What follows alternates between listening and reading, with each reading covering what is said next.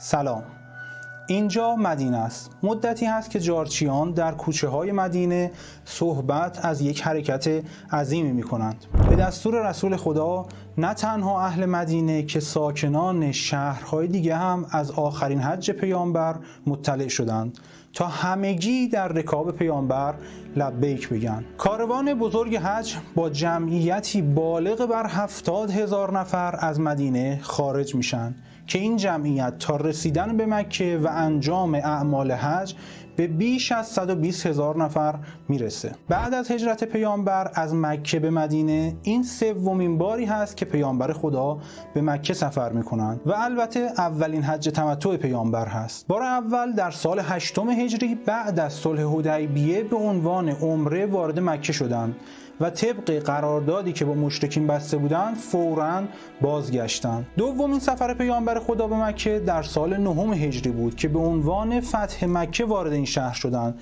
و بعد از برچیدن بساط کفر و شرک به طائف رفتند و موقع بازگشت به مدینه به مکه رفتند و عمره به جا آوردند. و الان پیامبر خدا در سال 10 هجری اعلام کردند که اولین حج تمتع خودشون رو میخوان انجام بدن و گفتن این آخرین حج عمر من هست. از اینجا بود که این سفر به نام حجة الوداع نامگذاری شد. هدف اصلی از این سفر مهم بیان 2 حکم مبهم از قوانین اسلام بود که هنوز برای مردم به طور کامل و رسمی بیان نشده بود.